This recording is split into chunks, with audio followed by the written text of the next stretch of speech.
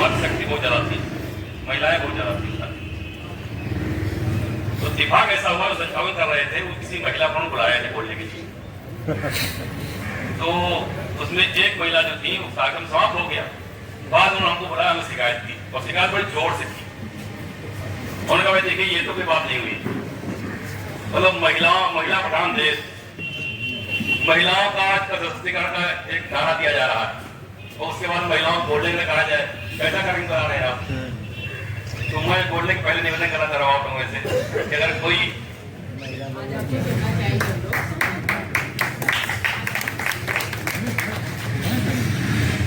मना कर दिया तो क्या करेगा? आज क्षेत्र निगम के प्रांगण में संपन्न हो रही इस सभा के सम्मानित अध्यक्ष आदरणीय ईश्वर जी,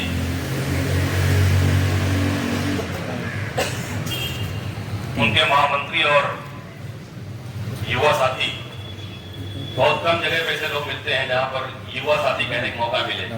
जैसे कि अभी हमारी गिरीश जी और इस कॉलेज कह रहे थे कि यहाँ देख करके पूरा युवा भरा हुआ है, ऐसे उनके महामंत्री और यहाँ की कुशल नेतृत्व करने वाले आदरणीय शिशिर जी, क्षेत्र निगम संगठन के पंचायत संगठन के अध्यक्ष हमारे बड़े भाई आदरणीय महेश मिश्रा जी, उनके महामंत्री भाई वजी हैदर जी, निगम कर्मचारी महासंघ के हमारे सम्मानित साथी वरिष्ठ उपाध्यक्ष जिनको अभी आप सुन रहे थे, उत्तर प्रदेश रोडवेज पंचायत संयुक्त परिषद के यशस्वी महामंत्री आदरणीय मिश्रा जी,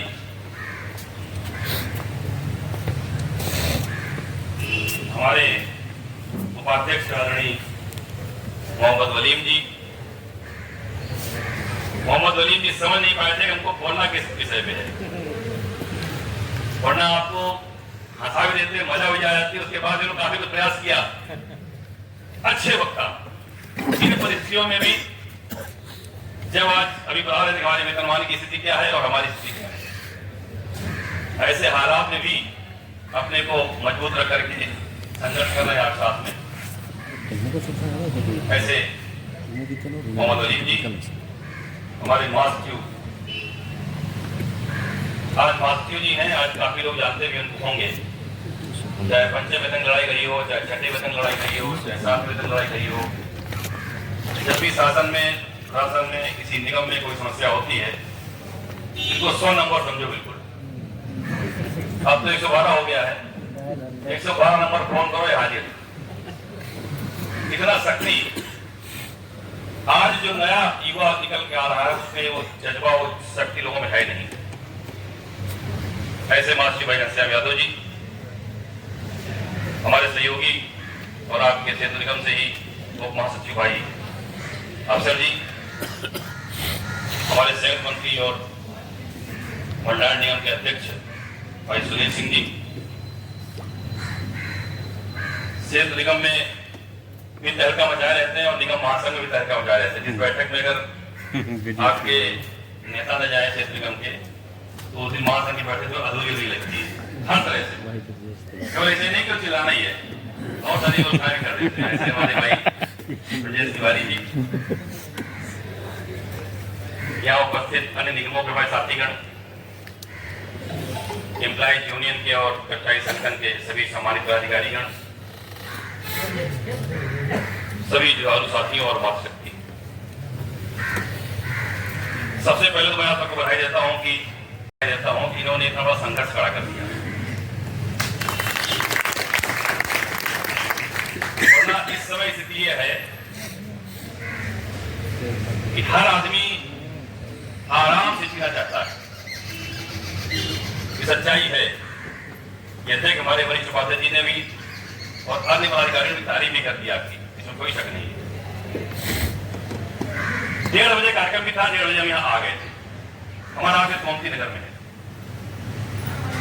तो गोमती नगर से आने में निश्चित रूप से आधा घंटा हमको लगा होगा। यहाँ लंच हमको भी करना था, सुबह हमको भी उठे थे, हम भी उठे सो करके अपने जो कार्य दैनिक होते हैं उसके ऑफिस आए थे, ऑफिस काम निपटाए, उसके बाद यहाँ पर आए। तो हमको देख लिया तो विजय तिवारी जी ने बहुत तेज आवाज लगाई कि भाई निगम महासंघ पदाधिकारी आपने आप लोग भी आइए।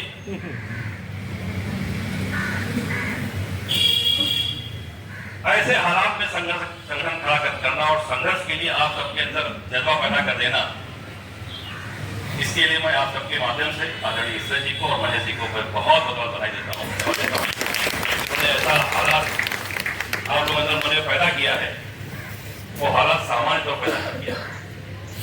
इस समय संक्रमण काल है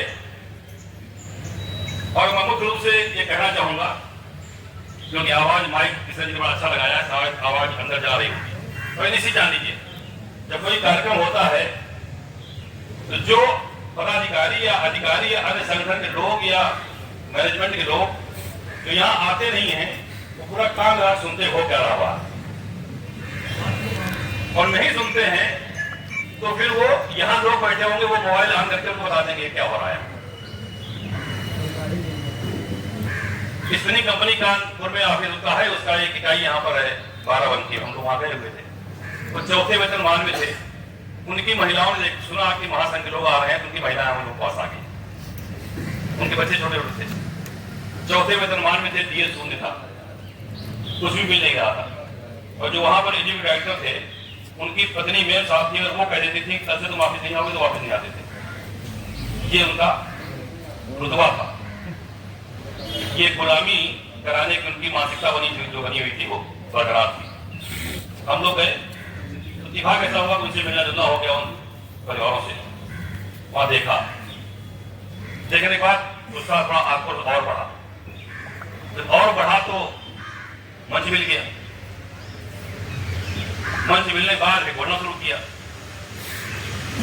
तो हमारे पास एक कागज हमारे पास रखा हुआ था, जो वहां के डायरेक्टर जो थे उनका कागज रखा था, कितने उनके प्लाट हैं, कितनी गाड़ियां हैं, कितनी उनकी कमाई है, कितने बच्चे कौन बच्चे कहाँ कहाँ पढ़ते हैं, कहाँ कहाँ उनके फार्म हाउस हैं, तो सारी संपत्ति हमारे पास लिखी हुई थी। बोलना शुरू किया। एक मलिक साहब वहां थे, उन्होंने गलती एक थी, वो मोबाइल उन्होंने ऑन कर दिया, वो रायवे चले गए थे जो और चीजें थे, उन्होंने उसको ऑन कर दिया और वो सुनाने लगे, वो दूसरा भले सुनाने लगे कि हम उनके भले बन जाए किसी बहाने। लेकिन संयोग ऐसा हुआ कि वो सुनाना उनका हुआ, वो वहां के लोगों के लिए फायदेमंद हो गया। जब हमने पढ़ना सीखना शुरू किया और हमने कहा कुछ भी हो मित्रों, हम आपको टीए दिला पाएंगे नहीं दिला पाएंगे नहीं जानते, हम आपको मकान मिलेगा नहीं मिलेगा नहीं जानता, बच्चों को ड्रेस नहीं मिल पाई, आपकी क्या व्यवस्था होगी मैं नहीं कह सकता। लेकिन इतना जरूर है कि अगर हम लग गए इस काम में तो 1 महीने ज्यादा लगेगा, हम व्यवस्थित जेल में होंगे। उसका परिणाम ही होगा, तो अक्षर की बता, मैं झूठ नहीं बोल रहा हूँ, जो मन से बोल रहा हूँ तो सच्चाई बोल रहा हूँ। उसका परिणाम ये हुआ, जैसे साहब नहीं है यहाँ पर,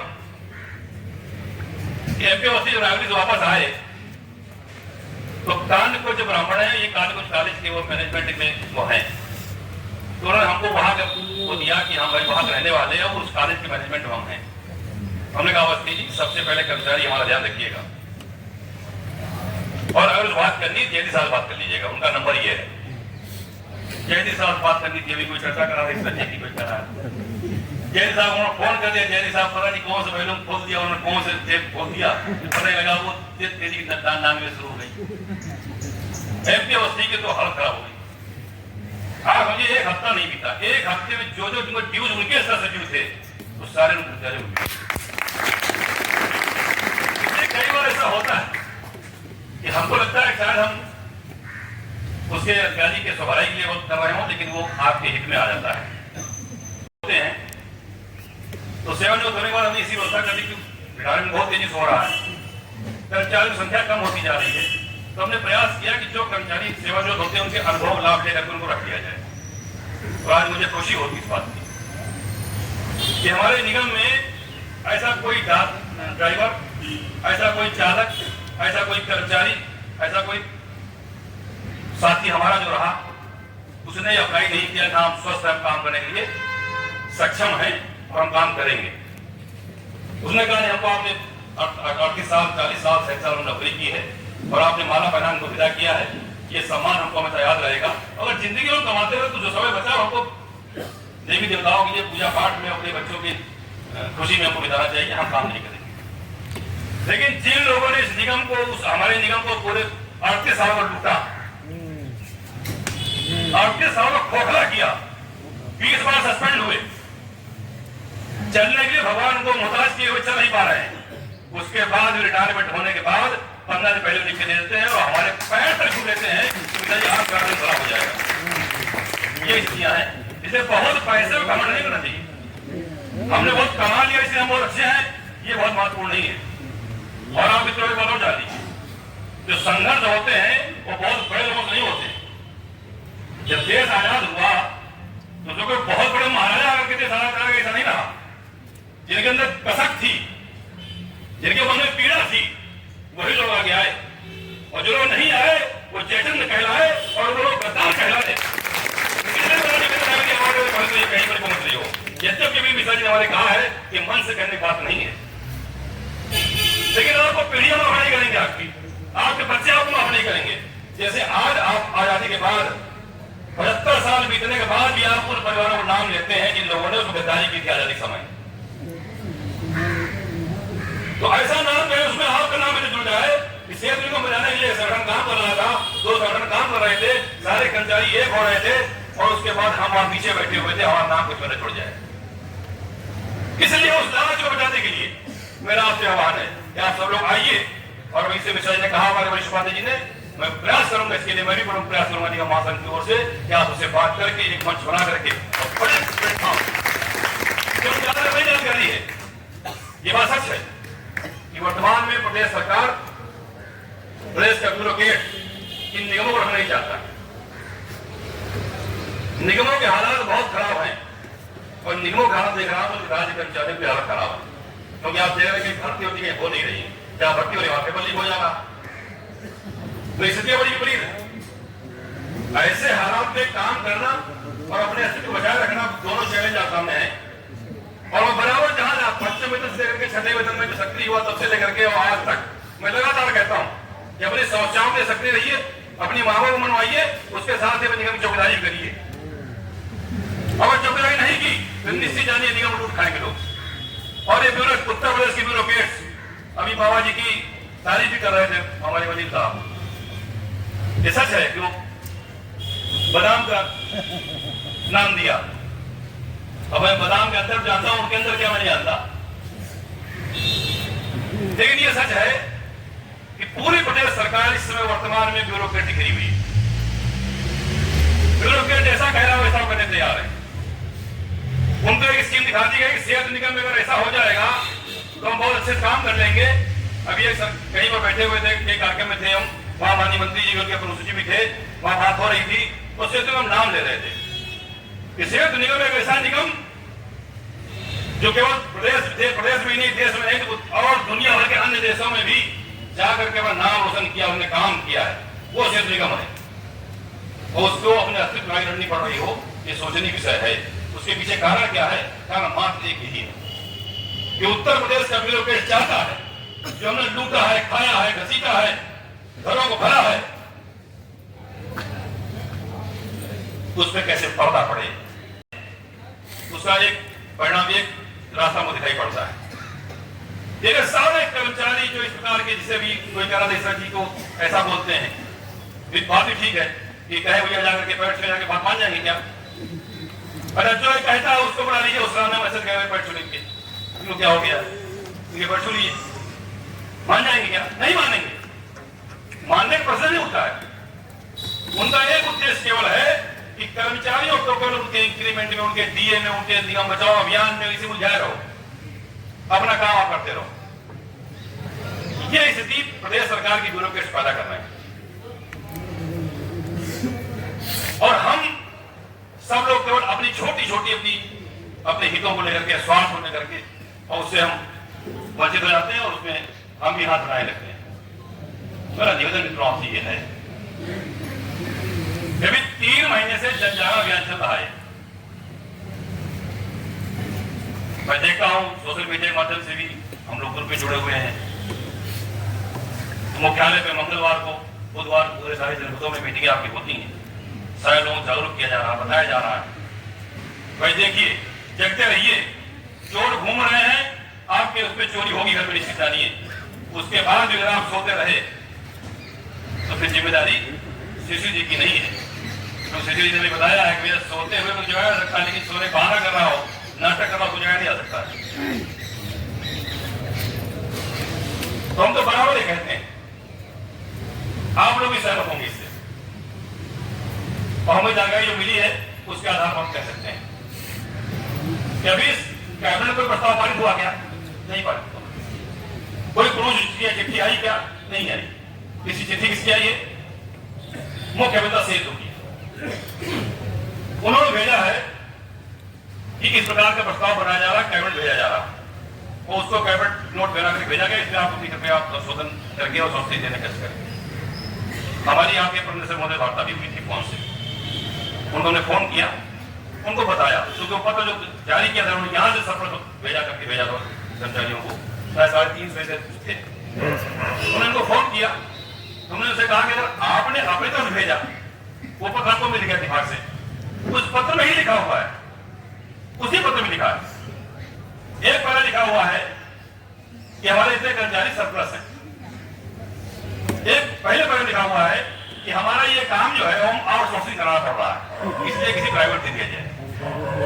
और दूसरे पर लिख रहा है कि यहाँ कर्मचारी इतने सरप्लस है, तो इसी लोग कहीं दूसरे विभाग मर्ज कर दिया जाए। तो उसे हमने कहा महोदय, ये मेरी कौन सी बात हो रही है, अगर शासन ने मांगा होता आपसे तभी मुझे लगता है भाई कोई मजबूरी आपकी नहीं होगी, इसलिए कुछ आपसे कहा होता, कोई पत्र आया होता, उससे रिटर्न किया होता, तभी सही रहता। आपने तो अपनी तरफ लिख के भेजा है, और जो पत्र भेजा उसी पत्र में दोनों बातें लिखी आपकी। एक में लिख रहे हैं कि हम आउटसोर्सिंग कराने मजबूर हो रहे हैं, एम्प्लॉय नहीं है, तो इसलिए उसको प्राइवेट को दे दिया जाए, और दूसरा ये कह रहे हैं हमारे एम्प्लॉय ज्यादा है, इसलिए उनको सरप्लस करके घोष करके उनको भी दूसरी डेवलपमेंट कर दिया जाए। तो आप कहना क्या चाह रहे हैं? तो उन्होंने कोई पर्टिकुलर काम विशेष पढ़ा होगा, हमने कहा एक बार ध्यान दीजिए प्रमुख महोदय, आज तो है नहीं समय, आवाज वहां नहीं जा रही, काफी सुरक्षित रहते हैं, शीशा एयर टाइट शीशा रहता है, तो आवाज वहां नहीं जा रही होगी। लेकिन फिर भी अगर उनको फोन कुछ सुना रहा तो सुन ले हमारी बात कि हाँ, हमने उनसे कहा था ये बात कि सामने जब बैठेंगे तो आप समझ में आएगा।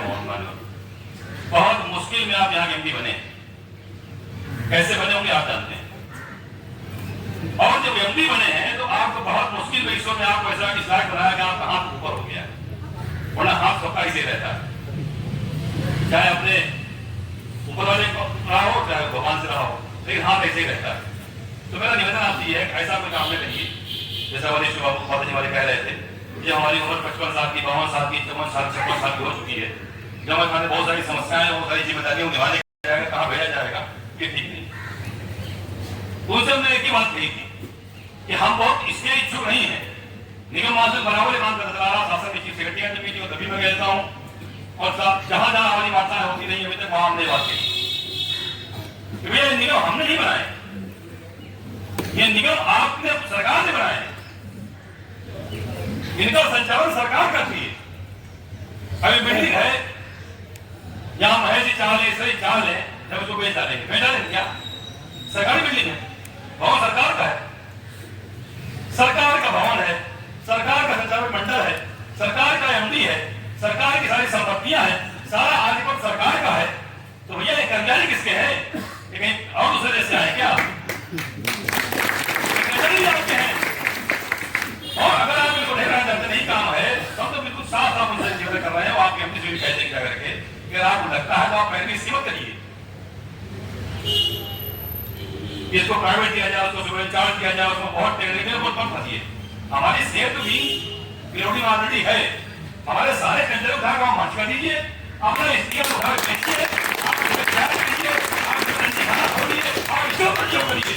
लेकिन हम लोग इसको बर्दाश्त नहीं करेंगे कि आप यहाँ बैठे होंगे,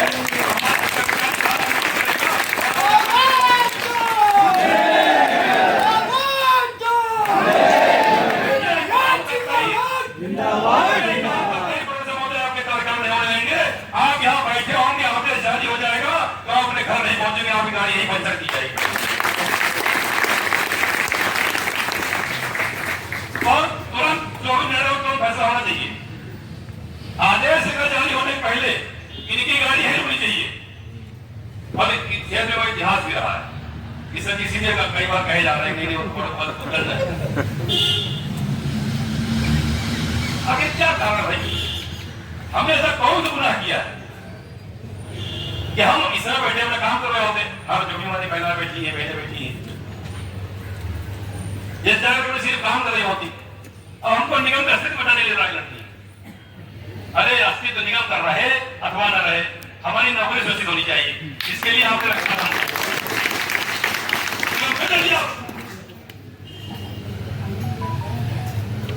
तो मेरा निवेदन यह है कि आप सब लोग बहुत ज्यादा दिमाग की चौकट लगाइए कि कौन हमारे साथ आ रहा है, इसको काम छोड़िए, नहीं तो ऊपर अपने ये लोग तय करेंगे कि कौन साथ आ रहा कौन नहीं आ रहा। और इसी जानने मित्रों, मैंने जैसे कहा कि जब आप संघर्ष करेंगे और विजयी होंगे तो जो लोग पीछे खड़े होंगे, और अभी मोदी जी कह रहे थे, बहुत ठीक बात कह रहे थे, मैं बैठे सोच रहा था, इसे दिमाग लगा दिया है कि पूरे सप्ताह में केवल मंगल ही दिन चुना इन्होंने, ये बात हमको समझ आ रही थी, मैं बैठा था तो समझ रहा था। तो आप निश्चित जानिए मित्रों, बहुत गंभीर विषय है, आपकी अस्तित्व लड़ाई है, सच्चाई की लड़ाई है, और आप इस सच्चाई में निश्चित रूप विजयी होंगे। निगम महासंघ पूरी ताकत से, अभी तो आप केवल जैसा 3 महीने अभी कोई बोल रहा था, 3 महीने लगातार हमारी सभाएं चल रही है, और निगम महासंघ ने बड़ी गंभीरता से हर चीज को नजर रखी, और आपको ये संघर्ष इसी प्रकार संघर्ष था। आपने कभी एमजी को नहीं घेरा, कभी एमजी को आपने इसी भाषा का इस्तेमाल नहीं किया, कभी शासन जाकर के किसी को रुचि नहीं घेरा, ऐसी कोई उसका भद्रता नहीं की, लेकिन 7वें वेतनमान का जो कुचक्र लोगों ने षड्यंत्र रचा था, उससे आपको वंचित करा करके, उससे लोग वंचित करा करके आपको लाभ दिलाने जो काम किया इसी यूनियन ने किया, ये संगठन ने किया। इसलिए इससे ये दिमाग दिला दीजिए कि इससे क्या होने वाला है। अरे इसी से होने वाला है। सरदार पटेल कहते थे कि जिस कुर्सी में बैठो ऐसा माहौल पैदा कर दो कि कितनी कुर्सी गर्म हो जाए कि आदमी अपने आप खड़ा हो जाए। इसलिए बहुत इससे कर्म पड़िए, इससे क्या होने वाला है, इससे सब होने वाला है। आप जितनी बात यहाँ कर रहे हैं, आप जान लीजिए, जो लोग इसको आप मानते होंगे, जो जैसा हम कहते हैं, जब कोई मंत्र कहते हैं तो मंत्र का उसका पूरा ब्रह्मांड में उसका प्रभाव पड़ता है। जो हम लोग यहाँ बोल रहे हैं कि जैसे पसीना बहा रहे हैं, इसका प्रभाव नहीं पड़ेगा क्या? प्रभाव पड़ेगा तो क्या बताएंगे? इसलिए इससे बहुत चिंतित मत होइए।